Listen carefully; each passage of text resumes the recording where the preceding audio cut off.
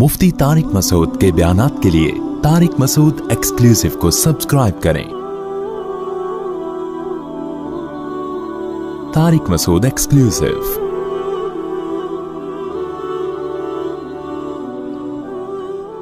अल्लाह ताला ने हमें पैदा किया, अल्लाह ने हमें बनाया, पैगंबरों को भेजा हिदायत के लिए। उसका बड़ा मकसद, बुनियादी मकसद ये है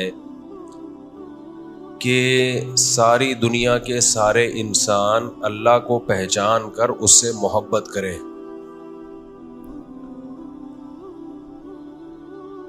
ये बुनियादी मकसद है अल्लाह का इस कायनात को तख्लीक करने से। मेरी और आपकी ज़िंदगी अगर इस हदफ के अलावा, भाई इधर तवज्जो बयान की तरफ, फात भाई ख़ास तौर पे आपके स्टाइल चेंज नहीं हो रहे अभी, तो ये इंसान की पैदाइश का बुनियादी मकसद है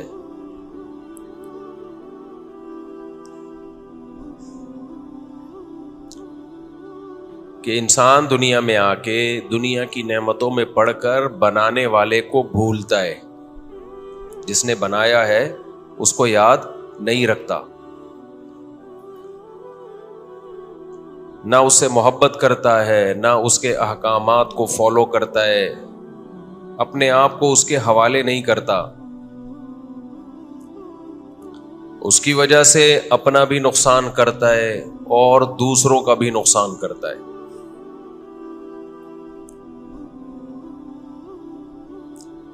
कितनी छोटी सी बात है भाई कि पूरे के पूरे दीन में दाखिल हो जाओ, और दीन में दाखिल होने का तरीका क्या है? जब आप किसी से मोहब्बत करते हैं तो उसके हुक्म को मानने में, फॉलो करने में आपको टेंशन नहीं होती, बल्कि मजा आना शुरू हो जाता है, बशर्ते कि उससे मोहब्बत हो।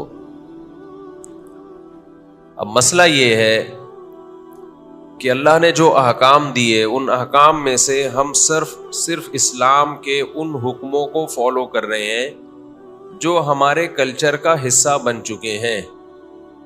जहां कल्चर नहीं है तो वहां इस्लाम भी नहीं है। इतना ही फॉलो किया जा रहा है जितना कल्चर आपको परमिशन देता है। ये वाला चलेगा नहीं अल्लाह के यहां। ये तो कोई गैर मुस्लिम होगा ना, वो भी कल्चर की वजह से इतने इस्लाम को फॉलो कर लेता है जितना मुसलमान कर रहे हैं। गैर मुस्लिम क्यों है? कल्चर की वजह से। वो अपने कल्चर को छोड़ने के लिए तैयार नहीं है। तो मैं और आप भी अगर अपने माहौल को, अपने कल्चर को छोड़ने के लिए तैयार ना हो तो फिर हम में और गैर मुस्लिम में फर्क क्या रह गया?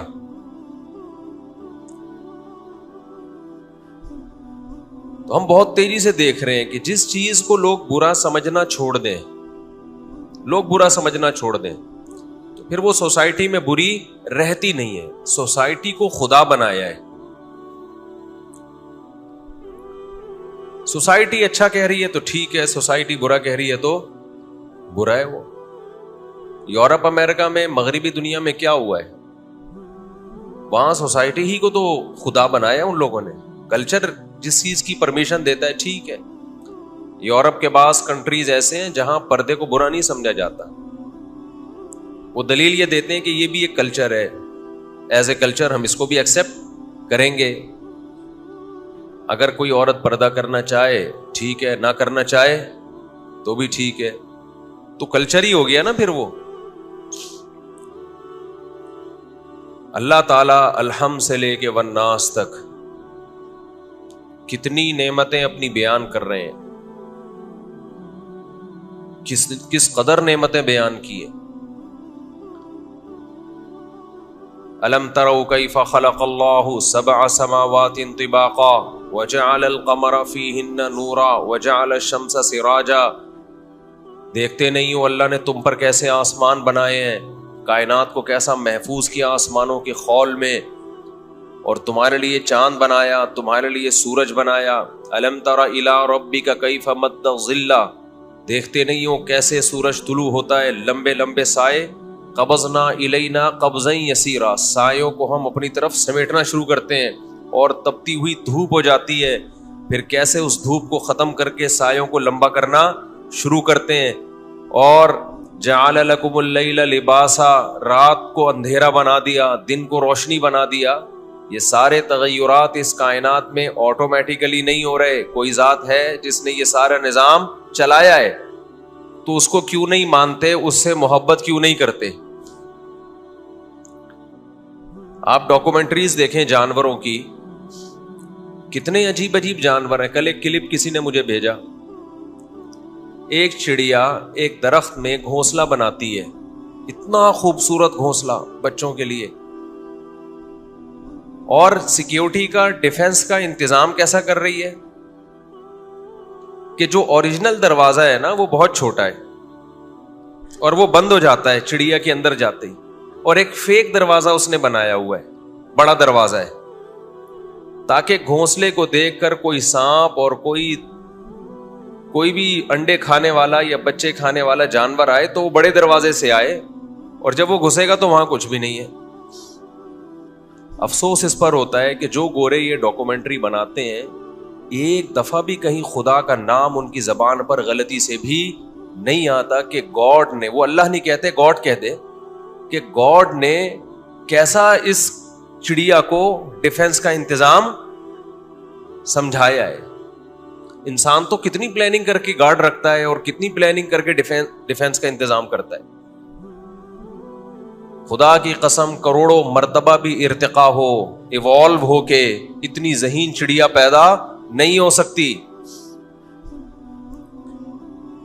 یہ اس چڑیا کے، اس پرندے کی طاقت اور قدرت کی دلیل نہیں ہے. کیا الفاظ ہیں قرآن کے، لا تسجدوا للشمس ولا للقمر، نہ سورج کو سجدہ کرو نہ چاند کو. سجدہ کا مطلب اس کی تعظیم کو مان لینا بھی تو ایک نوعیت کا سجدہ ہے نا. مشرکین سورج کو سجدہ کیوں کرتے تھے؟ وہ کہتے تھے یہ ہماری خدمت کر رہا ہے اس لیے ہم سجدہ کریں گے. اللہ نے کہا یہ خدمت نہیں کر رہے، کر وہ رہا ہے جس نے ان کو بنایا ہے. تو یہاں بھی یہی ہے کہ اس چڑیا کی تعریفیں ہو رہی ہیں، کتنی ذہین ہے، کتنے خوبصورت اسٹائل سے گھونسلہ بنا رہی ہے، کیا کچھ کر رہی ہے. او بھائی اس کی تعریفیں مت کرو. بیوٹی آف نیچر، یہ ایک آج کل بڑا سستا لفظ ملا ہوا ہے. نیچر کی بیوٹی ہے. نیچر کیا ہے بھائی؟ بہت مزے سے جان چھڑا لی کہ نہیں چھڑا لی؟ بیوٹی بھی مان رہے ہیں. اب پتا ہے جب بیوٹی ہوتی ہے تو کوئی پارلر بھی ہوتا ہے، جہاں پہ کوئی پارلر تو ہوتا ہے نا. آپ کہہ سکتے ہیں نیچرل بیوٹی بھی تو ہوتی ہے، تو نیچرل پارلر بھی تو ہوتے ہیں. پھر بیوٹی وداؤٹ پارلر نہیں ہوتی. ابے آٹومیٹیکلی جو چیزیں وجود میں آتی ہیں ان میں بیوٹی، اتنی بیوٹی نہیں ہوتی. ایک مصنوعی بیوٹی پارلر ہوتے ہیں جہاں ڈسٹیمپر ہوتا ہے، اور ایک نیچرل بیوٹی پارلر ہوتے ہیں. وہ نیچرل بیوٹی پارلر کا خالق کون ہے؟ اللہ ہے. وہ natural beauty parlour artificial beauty سے بہتر ہوتے ہیں. آرٹیفیشل بیوٹی پارلر اس نیچرل بیوٹی ہی پہ ڈینٹنگ پینٹنگ کا کام کرتے ہیں. اگر وہ نہ ہو، کوئی کسی بکری کو لے جائے، کتے کو لے جائے بیوٹی پارلر میں سجا لو، سجا لے گا؟ نہیں سجا سکتا نا. وہ کہے گا اس میں کوئی ہے ہی نہیں.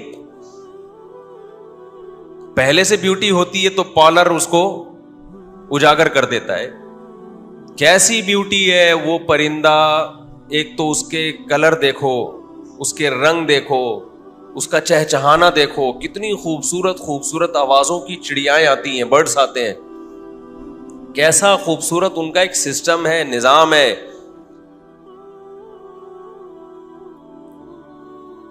تو بھائی یہ تیاری کیسے ہو گئی؟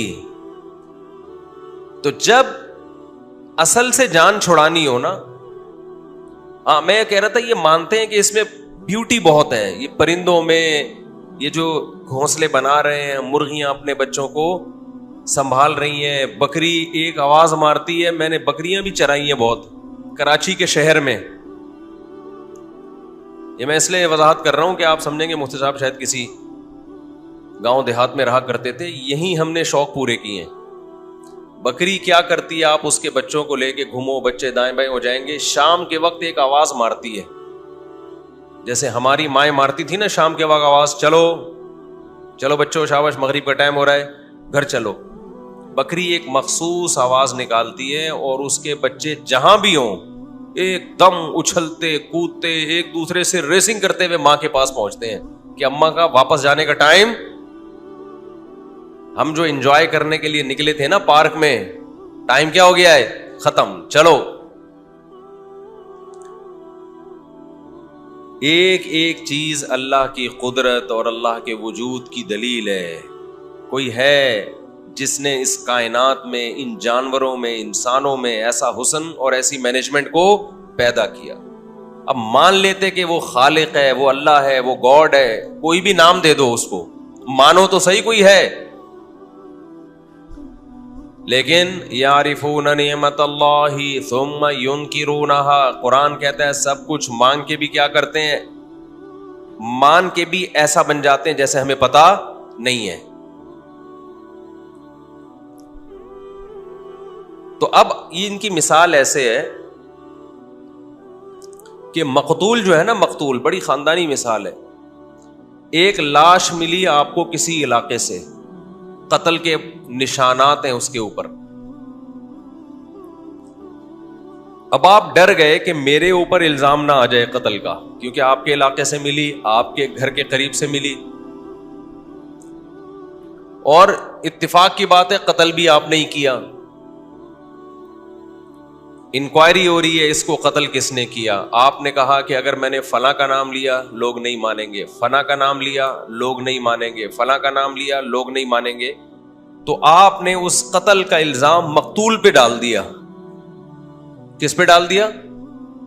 کہ اس مقتول نے خود اپنے آپ کو قتل کیا ہے, جبکہ خودکشی کے کوئی آثار وہاں موجود نہ ہو. جان چھڑانے کے لیے یہ بہت اچھا بہانہ. اب مقتول سے کون جا کے پوچھے گا بھائی تو نے کیا ہے یا اس نے کیا ہے؟ مقتول بول سکتا ہے کیا؟ تو ملحد لوگوں نے جو خدا کے منکر ہیں انہوں نے کیا کیا, اس کائنات میں جب بیوٹی دیکھی, سمجھ میں نہیں آ رہا یہ بیوٹی کس کے کھاتے میں ڈالیں, کہ کس نے اتنا حسن اس کائنات میں کس نے پیدا کیا. شہد کی مکھی کو کس نے سکھایا کہ پھلوں کا رس چوس کے ایسا بہترین شہد تیار کر, اور اللہ تعالیٰ نے نا شہد کی مکھی کو دیکھ کر اللہ کو معلوم تھا ایسے لوگ پیدا ہوں گے جو کہیں گے یہ اتفاق سے بس یہ ایسی چیز نکال رہی ہے. تو اللہ نے اس الزام کو دور کرنے کے لیے پورا ایک شہد کی مکھی کو ایک خاندان دیا, ایک ملکہ مکھی, مزدور مکھیاں, پورا ایک سیٹ اپ ہے, مینجمنٹ ہے, پوری ایک کمپنی ہے جس میں مینیجر بھی ہے, ملازمین بھی ہیں, لیٹ آنے والے کی سزا بھی ہے, اور جو زیادہ گروتھ ریشو بڑھ رہا ہے تو اس کو کنٹرول کرنے کا نر جب شہد کی مکھی میں بڑھتے ہیں نا ان کو قتل کرنے کا انتظام ہے. ماحول خراب کریں گے کیونکہ شہد کی مکھیوں میں 4 شادیوں کا رواج نہیں ہے. نر جیسے ہی بڑھے گا ان کو پتا ہے بھائی مسائل کھڑے ہوں گے ہمارے لیے, نہیں سوری الٹا کہہ دیا, ان میں 4 شادیوں کا رواج ہے. ان کو پتا ہے یہ اتنے سارے نر اور فیمیل کم پڑ گئی تو یہ لڑیں گے آپس میں, فیمیل زیادہ رہنی چاہیے, نر مارکیٹ میں کم رہنے چاہیے, تو مار دیتی ہیں نروں کو کہ بھائی اتنے نر ہم نے کیا کرنے ہیں. اب ہم نے 8-10 مرغیاں میرے پاس,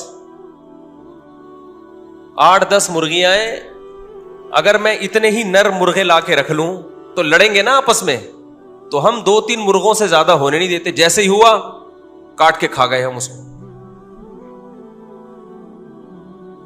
اب آپ کہیں گے کس وقت کاٹ کے کھاتے ہو, یہ ٹائم ہم آپ کو نہیں بتائیں گے, کیونکہ اگر ہم نے آپ کو ٹائم بتا دیا کہ اس وقت ہمارے یہاں مرغا ذبح ہوتا ہے تو آپ ہمیں کاٹ کے کھا جاؤ گے. سب لوگ آ جائیں گے نا, ہمیں بھی چاہیے ایک بوٹی. تو مرغے جب زیادہ ہوں گے تو ہم کیا کر دیں گے, باقی مرغوں کو کاٹ کے کھا جائیں گے. کس وقت کاٹیں گے وہ ٹائم نہیں میں بتانا چاہتا, یہاں سے بات شروع ہوئی تھی, کیونکہ اگر بتا دیا تو پھر آپ ہمیں کاٹ کے کھا جاؤ گے. کہ صاحب ہمیں کیوں نہیں کھلایا آپ. ہمارے ایک دوست تھے, بعض لوگ بڑے گھننے گھننے ٹائپ کے سے ہوتے ہیں, بڑے اچھے دوست تھے, وہ سمجھ نہ جائے کہ ان کی بات ہو رہی ہے. ان کو میں اپنا پنجرا دکھا رہا تھا نا, مولانا صاحب تھے, وہ ہمارے بڑے پیارے دوست ہیں, بہت پرانی دوستی 15-20 سال کی. آئے, دیکھ رہے تو بیٹھ کے کہنے لگے اگر یہ والا آپ کاٹ کے ہمیں کھلا دیں. سیریسلی کہہ رہے تھے, یہ والا اگر آج دعوت ہو جائے. میں نے کہا بیٹھیں, ٹھیک تشریف رکھیں. ٹھیک, بہت اچھا لگا آپ ہمارے یہاں تشریف لائے. میں نے کہا بھائی ایک دودھ پتی ذرا کڑک سی ان کو بنا کے پلاؤ, اور کھانا بھی آپ ہمارے ساتھ کھائیے گا. میں نے کہا بھی ایک ذرا بریانی لے آؤ ان کے لیے, ان کی توجہ وہاں سے ہٹانے کے لیے, ان کی توجہ وہاں سے ہٹانے. تو میں نے کہا یار اسٹائل دیکھو یار, اتنی محنت سے مرغا پالا ہے بھائی, ہے بھائی بریڈنگ کے لیے, اور دل آیا تو اسی مرغے پہ آیا ہے, اور کتنے آرام سے کہہ رہے ہیں اس کو کاٹ کے ہمیں کھلا دو. تو خیر, تو شہد کی مکھی کیا کرتی ہے, نر جب زیادہ ہونا شروع ہوتے ہیں تو ٹارگٹ کلنگ کا کام شروع ہو جاتا ہے. یہ سب اس کی علامت ہے بھائی, یہ آٹومیٹیکلی خود بخود نہیں ہو سکتا. شہد کی مکھی میں یہ بیوٹی, یہ کسی بیوٹی پارلر میں یہ بیوٹی ملی ہے اس کو, وہ پارلر. اچھا میں جو عرض کر رہا تھا نا, اب مقتول کا قاتل مل نہیں رہا تو مقتول پہ الزام ڈال دیا کہ اسی نے مارا ہے اپنے آپ کو, تو جان چھوڑ جائے گی نا آرام سے, کیس کی نوعیت چینج ہو جائے گی. تو سائنسدانوں کو جو خدا کے منکر سائنسدان ہیں, سارے خدا کے منکر نہیں ہیں, یہ جو ہمارا لبرل طبقہ ہے, ان کو جب کائنات کے اس حسن کا خالق نظر نہیں آیا تو انہوں نے اس حسن کا کریٹر اسی کائنات کو قرار دے دیا کہ اس نے خود اپنے آپ کو ایسا بنایا ہے, حالانکہ جب بنا رہے تھے یہ اس وقت ان کا وجود ہی نہیں تھا. کیسے بنا لیا؟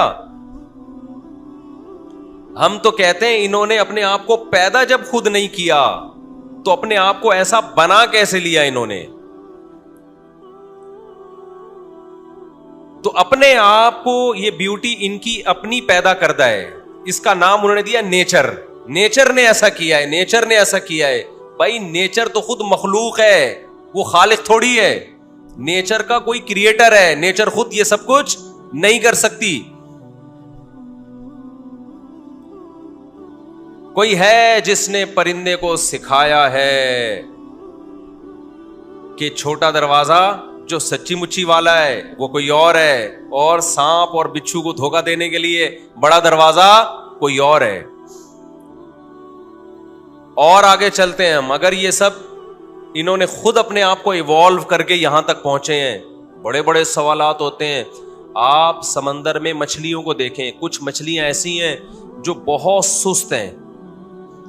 دیکھو جو جانور سست ہوتا ہے نا قدرتی, یہ قدرتی میں اس لیے کہہ رہا ہوں کہ ہم لوگ وہ مخلوق ہیں جو قدرتی سست نہیں ہے, باقاعدہ ہمیں سست بنایا گیا ہے. کسی کو ماں باپ کی طرف سے سست بنایا جاتا ہے, کسی کو کلچر سست بنا دیتا ہے. ہم اتنے سست ہیں کہ ہم صبح اٹھ کے سب سے پہلے پتہ کیا کرتے ہیں؟ آرام کرتے ہیں. ہم لوگ صبح اٹھ کے سب سے پہلے کیا کرتے ہیں؟ آرام کرتے ہیں. اس سے آپ ہماری سستی کا, کیونکہ سو سو کے ہم چونکہ تھک گئے ہوتے ہیں, لہذا پھر کیا کرتے ہیں ہم؟ اس لیے ہم سوتے ہیں.